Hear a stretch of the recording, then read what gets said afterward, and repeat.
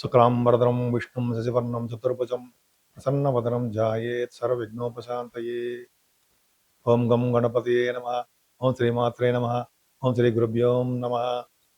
మా ఆది ఆస్వాలను చూసినటువంటి మీ అందరికీ పేరు పేరున నా హృదయపూర్వక నమస్కారాలు. నాకు ఈ మధ్య అంటే 15th మార్చ్ 2026 సండే అండి. ఆ రోజు నాకు డాక్టరేట్ ఇచ్చారు. Doctorate in astrology. అంటే 26 ఇయర్స్ నేను ఇందులో ఉన్నాను. అంటే ఎంఏ పాస్ అయిపోయి, అంటే ఎంఏ ఆస్ట్రాలజీ 1999 2000 ఇయర్లో పొట్టి శ్రీరాములు యూనివర్సిటీ నుంచి పాస్ అయిపోయాను. అప్పటి నుంచి నేను పిహెచ్డి చేద్దాం అది అంటే కుదరలేదంటే ప్రొఫెషనల్గా నేను సింగరేణి కాలేజీలో ఉండిపోవడము. 2017లో బయటకు వచ్చాను నేను. సో దానివల్ల ఐసీడబ్ల్యూ కూడా చదవడం జరిగింది. సరే పక్కన పెడితే 26 సంవత్సరాల నా కళ మొన్న నెరవేరింది. అది గొప్ప అదృష్టంగా భావిస్తున్నాను నేను. అంతేకాకుండా ఆచార్య అండ్ డాక్టరేటు శుక్రాచార్య యూనివర్సిటీ నుంచి ఇచ్చారండి నాకు. నన్ను ఇచ్చారు. అంటే ప్రొఫెషనల్ 10th హౌస్ గురించి చెప్పాను, అది పక్కన పెడదాం. సో ఈ విధంగా నేను మీతో షేర్ చేసుకోవడానికి అవకాశం దొరికింది నాకు. ఎందుకంటే డాక్టరేట్ రావడం నాకు 26 సంవత్సరాల కళ కాబట్టి ఇప్పుడు నెరవేరిందని మీకు తెలియజేయడం కోసం, మీతో షేర్ చేసుకోవడం కోసం, ఆ ఆనందం పంచుకోవడం కోసం నేను మీకు చెప్పడం జరిగింది. ఇప్పుడు మనం 1st ఏప్రిల్ 2026 నుండి 15th ఏప్రిల్ 2026 ఈ 15 రోజులు, అంటే ఏప్రిల్ 15 రోజులు కూడా 12 రాశుల వారికి, అంటే మేష రాశి నుండి మీనరాశి 12 రాశులు అంటే వాళ్ళకి, అంతేగాని 12వ రాశిని కాదండి, మేష నుండి మీనం వరకు ఆ రాశుల యొక్క ప్రభావం వాళ్ళకి ఎలా ఉంటుంది, ఈ 15 రోజులు గ్రహాలు వాళ్ళ మీద ఎలా ప్రభావం చూపిస్తాయో తెలుసుకుందాం. అసలు గ్రహాల యొక్క స్థితిగతుల గురించి ఫస్ట్ తెలుసుకోవాలండి. శుక్రుడు మేషరాశిలో ఉన్నాడు. రవి 14th నుండి 13th నైట్ అనుకోండి, 14th నుండి మీకు ఉచ్చ స్థితిలోకి వచ్చేస్తున్నాడు. 3 డిగ్రీల మేషరాశిలో ఉంటాడు. బ్రహ్మాండం. 3 degrees దగ్గర పరమోచ్చలను, అప్ టు 20 degrees వరకు ఆయన మూల త్రికోణంలో. సరే ఇవన్నీ పక్క పెడదాం కంటే స్ట్రాంగ్గా ఉంటాడు. అదొకటి. గురుడు కూడా మిథున రాశిలో ఉండటము, అలాగే కేతు సింహరాశిలోను, కుజ బుధ రాహువులు మీకు కుంభరాశిలో ఉన్నారు. కానీ బుధుడు 11వ తారీఖు నుంచి, కుజుడు 2వ తారీఖు నుంచి మీకు మీనరాశిలోకి వచ్చేస్తున్నారు. రాహు ఒక్కడే కుంభరాశిలో మిగులుతాడు. అంటే రవి, శని, కుజ, బుధులు మీకు మీనరాశిలో ఉన్నారు. అంటే 11th నుంచి బుధుడు మీనరాశిలోకి వస్తున్నాడు. ఆయన నీచ స్థితిలోకి వస్తున్నాడు, నీచలో. అలాగే కుజుడు కూడా ఉంటాడు. కుజ శని కాంబినేషన్ తప్పు. మాట్లాడుకుందాం. సింహరాశి వారికి భయపడాల్సిన అవసరం లేదండి. 15 days కూడా వాళ్ళకి చాలా బాగుంది. కాకపోతే కొన్ని ప్రాబ్లమ్స్ ఉన్నాయి.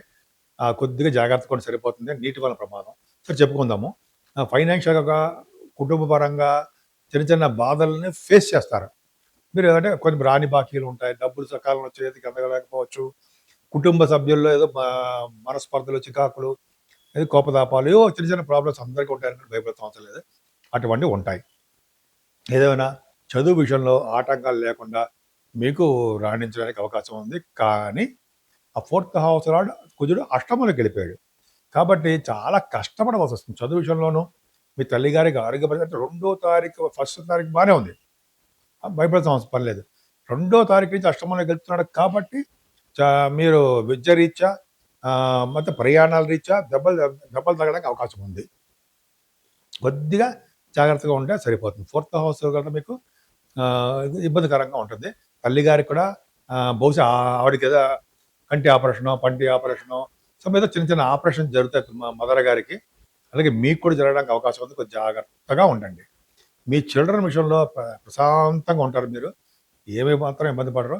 ముఖ్యంగా మీరు సాహిత్య రంగంలో కూడా డెవలప్మెంట్స్ ఉంటాయి. స్టాక్ మార్కెట్లో బాగా రాణిస్తారు.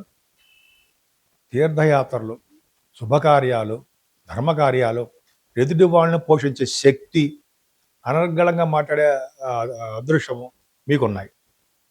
మీ సంతానము మీ వలన డెవలప్ అవుతూ ఉంటారు. కాకపోతే అంటే రాహు ఒక్కడే 11వ తారీఖు వరకు బుధుడు ఉంటాడు. బుధరాహులు కాంబినేషన్ ఏంటి? విద్యలో కూడా రాణించడము, అలాగే 7వ స్థానం కాబట్టి వ్యాపార మూలకంగా, అంటే ముఖ్యంగా వ్యాపారం అంటే సినిమా రంగం, కళారంగం రాణించడం జరుగుతుంది. కానీ బుధ రాహువులు సప్తమంలో తప్పు. బుధుడు ఇండివిజువల్గా తప్పు, సప్తమంలో ఉండి చెడు ప్రభావం కలిగిస్తుంటాడు.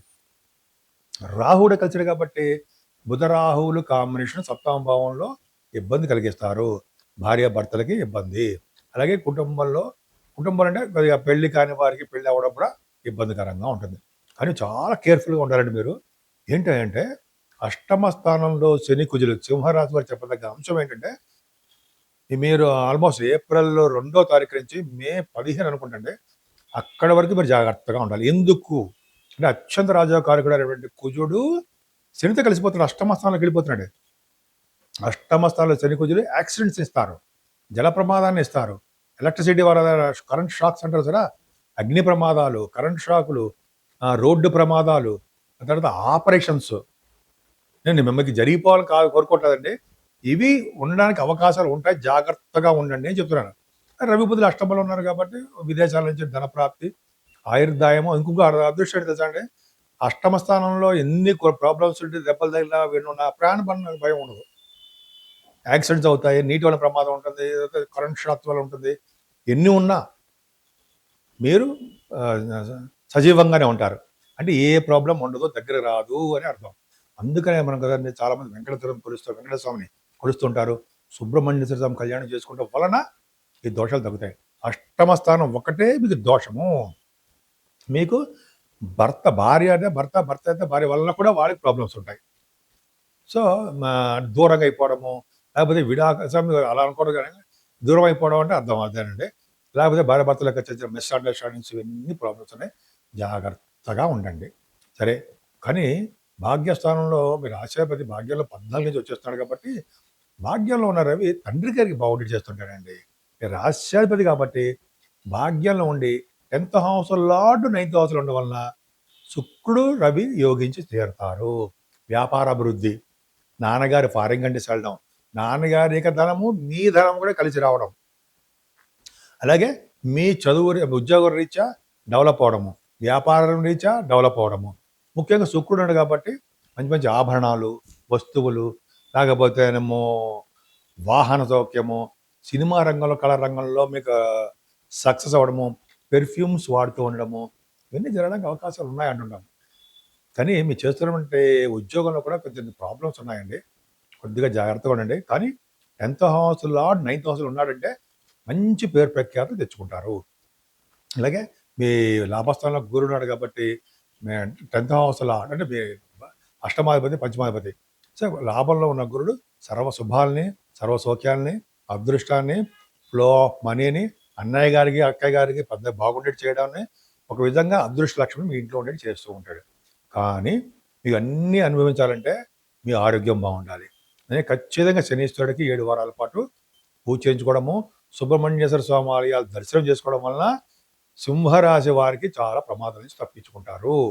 అదే అగ్ని వలన, ఇందా చెప్పినట్టుగా వర్షాల వలన, రోడ్డు ప్రమాదాల వలన, నీటి వలన, వడగళ్ళ వలన ప్రమాదాలు ఉండడానికి అవకాశాలు మాత్రం ఉన్నాయి. నేను మీ వాడిరే వాడినారంటారు, డాక్టర్ వాడిరే వాడినారంటారు అంటే అలాగా అంటాను.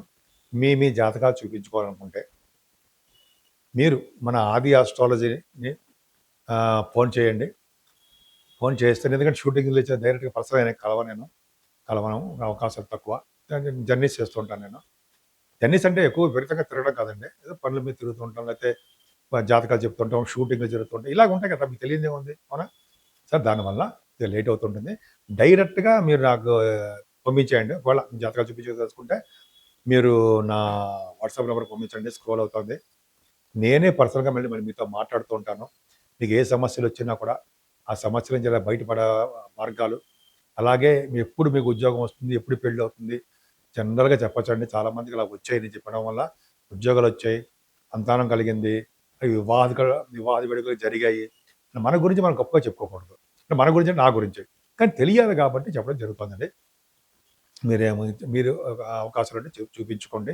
అంతేకాకుండా మీకు ఏమాత్రము ఒక వాస్తు సంబంధించినటువంటి సలహాలు కావాలన్నా, వాస్తు శాస్త్రంలో మీకు కానీ చిన్న ఇబ్బందులు ఉన్నా, మీకు గృహంలో కానీ, ల్యాండ్స్లో కానీ వాటిలో ఉంటే మీరు నాకు ఫోన్ చేయొచ్చండి. ఈ బ్లూ ప్రింట్స్ చూపించినాక నేను చెప్పేస్తాను, ప్రాబ్లం లేదు.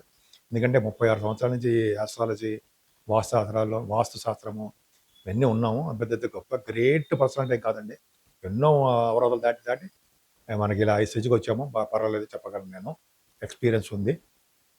ఈ విధంగా మీరు మీకు ఎప్పుడు అవకాశం ఉంటే అప్పుడు మన ఆది ఆస్ట్రాలజీకి మీ డీటెయిల్స్ పంపించండి. సరేనండి. 12 రాశుల వారికి మేషరాశి నుండి మీనరాశి వారి వరకు కూడా కుజ శనులు ప్రాబ్లమ్స్ ఉన్నాయి. ఈ నెల్లాళ్ళు 15 తారీఖు వరకు అనుకుంటాం. ఇంకా 15 వరకు అంటే ఉంటుంది. శని కుజుల కాంబినేషను తప్పు. ఎవరికైనా తప్పు. సో ఈ కాంబినేషను ఇందాక అన్ని రాశులు చెప్పా. అసలు రెమెడీస్ ఏంటి? మనం ఎలా బయటపడతాం? ఏమీ లేదండి. సుబ్రహ్మణ్యేశ్వర స్వామి వారికి కళ్యాణం చేయిస్తే వీటి నుంచి బయటపడతాం. శనీశ్వరుడికి అభిషేకాలు, తైలంతో అభిషేకం ఉంటుంది కదా శనివారం. అభిషేకం చేయించుకోవడం వలన కుజశనులు కాంబినేషన్ కాబట్టి వీళ్ళిద్దరికీ చేయించుకోవాలి. అలాగే శనీశ్వరుడు ఎలాగంటే శివుడికి, విష్ణువుకి ప్రీతిపాత్రుడు అంటారు. అలాగా వాళ్ళ యొక్క ప్రభావం ఉంటుంది కాబట్టి ఎవరైతే విష్ణువుని ఆరాధిస్తారో వాళ్ళ దగ్గర అంటే వెంకటేశ్వర స్వామి ధ్వజస్తంభం అనుకుందాం. ధ్వజస్తంభం అఖండ దీపారాధన చేస్తారో వాళ్ళకి శని వలన దోషాలు అంటావు. నిరంతరము శివాభిషేకాలు చేసుకున్న వారికి ఎప్పుడు వాళ్ళకి దోషాలు అంటావు. ఈ విధంగా మీరు చేసుకోండి. అన్ని విధాలుగా మీరు సక్సెస్ అయి తీరుతారు.